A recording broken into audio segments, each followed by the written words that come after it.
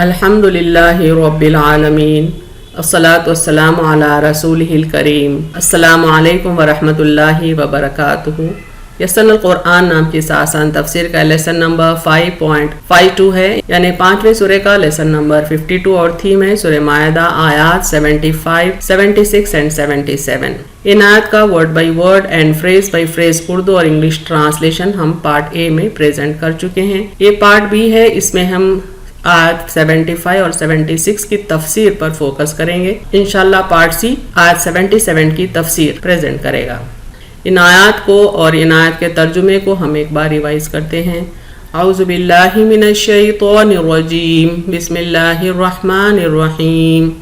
मल मसीहु इब्नु मरियम इल्ला रसूल क़द खलत मिन क़ब्लिहि रुसुल व उम्मुहु सिद्दीक़ा काना याकुलानित तुआम उन्जुर कैफ़ नुबय्यिनु लहुमुल आयाति सुम्मा उन्जुर अन्ना युफ़कून कुल अतअबुदून मिन दूनिल्लाहि मा ला यमलिकु लकुम ज़र्रन वला नफ़आ वल्लाहु हुवस समीउल अलीम। कुल या अहलल किताबि ला तग़लू फ़ी दीनिकुम गैरल हक़्क़ि वला तत्तबिउ अहवाअ क़ौमिन क़द ज़ल्लू मिन क़ब्लु व अज़ल्लू कसीरन व ज़ल्लू अन सवाइस सबील। तर्जुमा देखें आयत का। नहीं मसीह इब्ने मरियम अलैहिस्सलाम मगर रसूल, इससे पहले रसूल गुजर चुके हैं और उनकी माँ सिद्दीक़ा थी, दोनों खाना खाते थे। देखो हम कैसे बयान करते हैं उनके लिए निशानियाँ, फिर देखो कैसे औंधे जा रहे हैं। क्या तुम पूछते हो अल्लाह के सिवा जो मालिक नहीं तुम्हारे लिए ज़रर के ना नफ़ा के, और अल्लाह वही है सुनने और जानने वाला। कह दें ए अहले किताब, अपने दीन में नाहक मुबालगा ना करो और उस कौम के ख्वाहिशात की पैरवी ना करो जो इससे पहले गुमराह हो गए, और उन्होंने बहुत को गुमराह किया और खुद बहक गए सीधे रास्ते से। तफसीर आयत देखते हैं। पहले आयत 75 पर फोकस करेंगे। इस आयत को बेहतर तरीके से समझने के लिए साबिक़ा आयत पर एक नज़र डालते हुए हम आगे बढ़ते हैं, यानी पिछले आयत का एक जिस्ट हम रिवाइज करते हुए आगे बढ़ते हैं। जैसे कि सूरह मायदा के आयत 72 में अल्लाह ने हुक्म दिया कि ईसा अलैहिस्सलाम को खुदा कहना शिर्क है और मुशरिकीन पर जन्नत हराम है और उनका ठिकाना जहन्नम है। आयत 73 में अल्लाह ने कहा कि अल्लाह को तीन में का तीसरा कहना हक से कुफ्र है, यानी कॉन्सेप्ट ऑफ ट्रिनिटी को फॉलो करना कुफ्र है, क्योंकि अल्लाह वाहिद है और उसके अलावा कोई खुदा नहीं, कोई उसकी बराबरी करने वाला उसका हमसर नहीं। कि लोग ये कहने लगे कि अल्लाह तीन में का एक है, ऐसा कहने वालों को शदीद तकलीफदा अजाब होगा। इस तरह आयत 74 में अल्लाह ताला हक पसंद ईसाइयों से मुखातिब होकर अपने गुनाहों से बाज आकर अल्लाह से अपने गुनाहों की मगफिरत मांगने की तरगीब देते हैं। अब इस आयत यानी सूरह मायदा आयत 75 जो अंडर फोकस है प्रेजेंटली, इसमें अल्लाह ताला ईसाइयों से मुखातिब होकर ईसा अलैहिस्सलाम और उनकी माँ मरियम अलैहिस्सलाम की हकीकत उनके सामने रखते हैं। चूँकि ईसाई ईसा अलैहिस्सलाम की भी पूजा करते हैं, परस्तिश करते हैं, और मरियम अलैहिस्सलाम की भी पूजा और परस्तिश होती है, तो अल्लाह ताला उन दोनों की हकीकत यहाँ पर इस आयत में सामने रख रहे हैं। अल्लाह के फरमान के मुताबिक ईसा अलैहिस्सलाम अल्लाह के रसूल हैं, और ये अल्लाह के पहले रसूल नहीं हैं, बल्कि आपसे पहले भी बेशुमार रसूल और अंबिया इस दुनिया में मबूस हो चुके हैं। मल मसीह इब्नु मरियम इल्ला रसूल क़द खलत मिन क़ब्लिहि रुसुल, नहीं मसीह इब्ने मरियम अलैहिस्सलाम मगर रसूल, इससे पहले रसूल गुजर चुके हैं। यानी ईसा अलैहिस्सलाम पहले रसूल नहीं थे। सिर्फ यही वो रसूल नहीं थे जिनके हाथों मोजिज़े सादिर हुए हैं, बल्कि ईसा अलैहिस्सलाम से पहले भी कई रसूल आए हैं, कई अंबियाएं हैं, उनके हाथों पर भी मोजिज़े सादिर हुए हैं। सिर्फ मोजिज़ों को देखकर किसी नबी को, किसी रसूल को खुदा समझ लेना, ये हक से बहक जाना है। अहादीस के मुताबिक नबियों की जुमला तादाद 1,24,000 है और रसूलों की जुमला तादाद 315 है।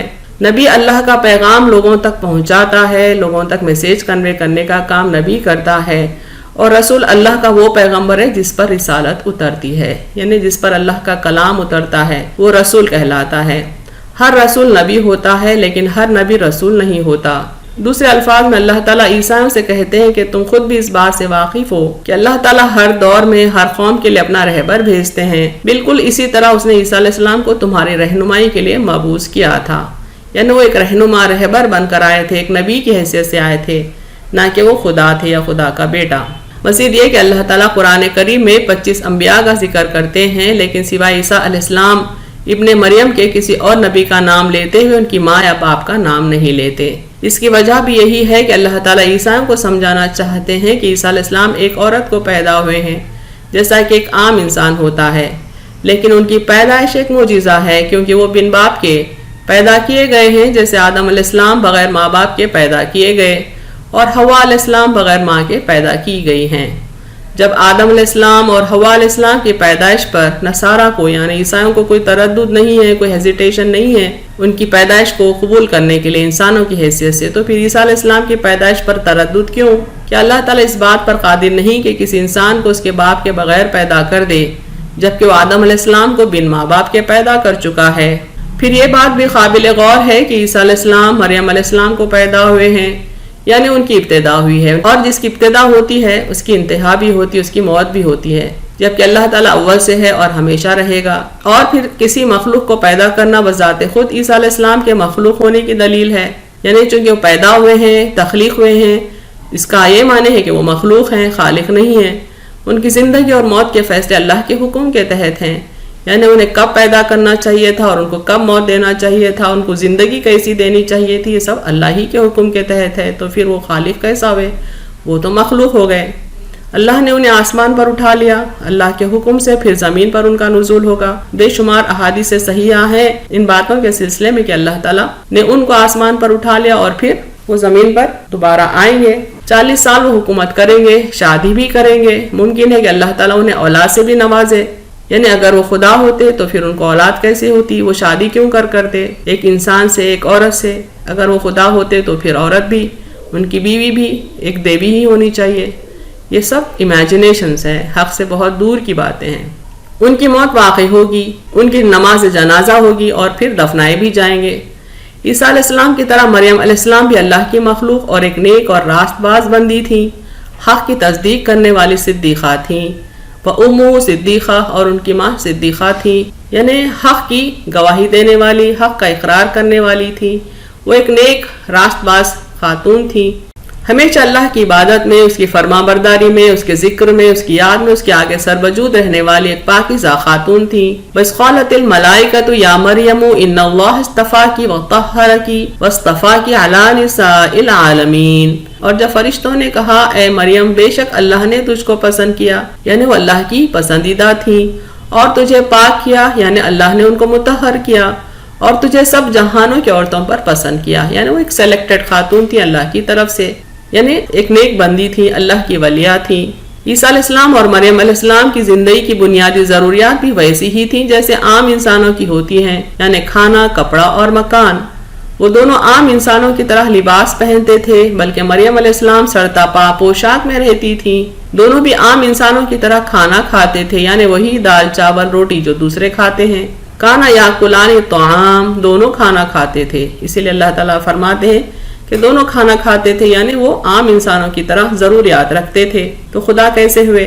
اگر وہ خدا ہوتے تو انہیں اس طرح کھانے پینے کی حاجت نہ ہوتی، جیسے اللہ کی ذات ان ضروریات سے بے نیاز ہے، وہ بھی بے نیاز ہوتے، لیکن ایسا نہیں تھا، انہیں بھوک لگتی تھی اور بھوک مٹانے وہ کھانا کھاتے تھے جیسے دوسرے کھاتے ہیں، ورنہ ممکن تھا کہ فاقہ کشی سے وہ ہلاک ہو جائیں۔ جبکہ وہ خدا ہوتے تو پھر وہ فاقہ کشی برداشت کر لیتے تھے، بلکہ انہیں بھوک ہی نہ لگتی تھی۔ اس کے علاوہ موسمی سردی و گرمی اور جنگلی خونخوار جانوروں سے بچنے کے لیے وہ ایک مکان میں بھی رہتے تھے۔ اگر وہ خدا ہوتے تو نہ سردی لگتی، نہ گرمی، اور نہ انہیں کوئی جانور کھا سکتا تھا، اور نہ ہی کوئی انسان انہیں نقصان پہنچا سکتا تھا۔ ان کو مکان کی ضرورت ہی نہ ہوتی تھی، چونکہ وہ انسان تھے اس لیے مکان ان کی ضرورت تھی۔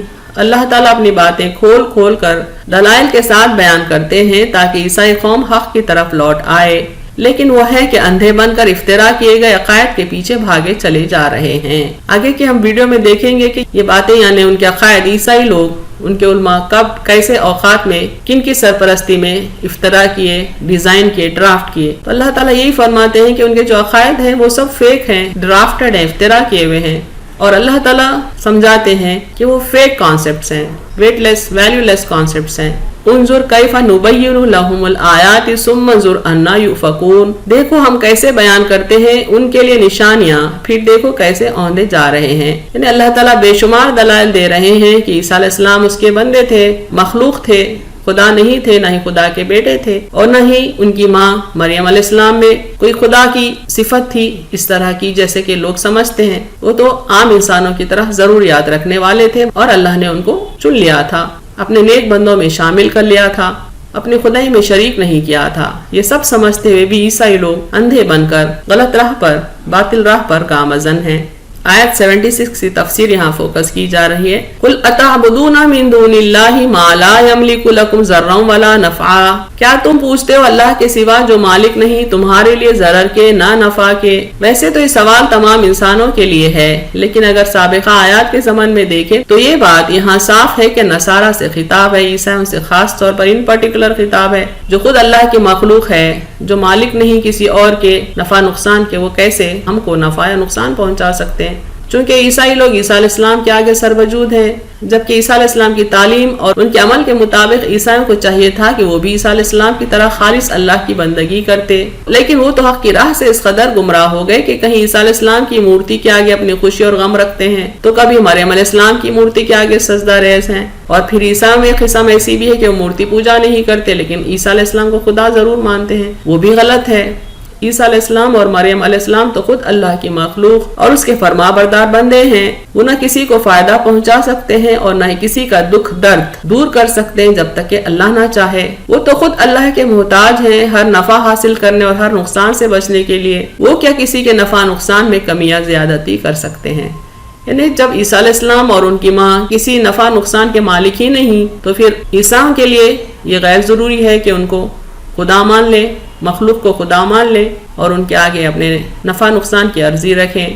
اور عیسیٰ علیہ السلام اپنے دور کے بنی اسرائیل کی ہدایت کے لیے آئے تھے، اللہ نے انہیں یہود کی سازش سے بچانے اور کچھ اہم دوسرے مقاصد کے لیے آسمان پر اٹھا لیا۔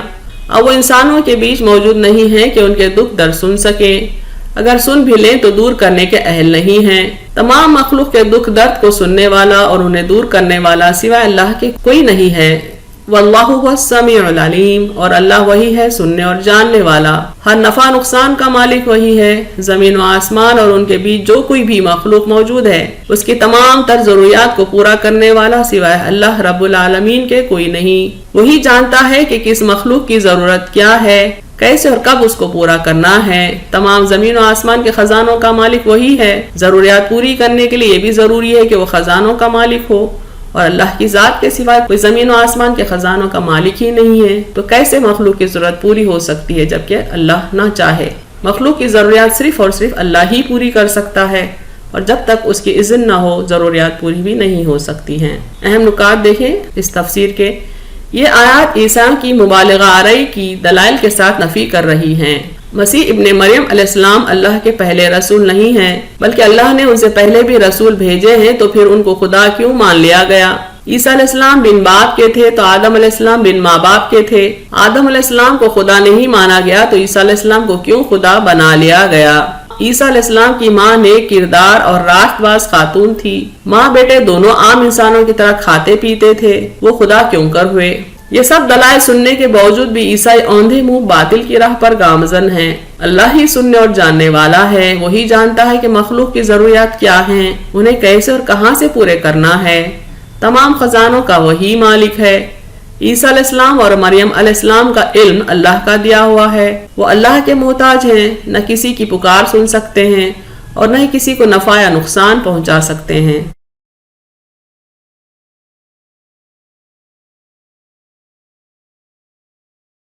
وآخر دعوانا الحمد للہ رب العالمین۔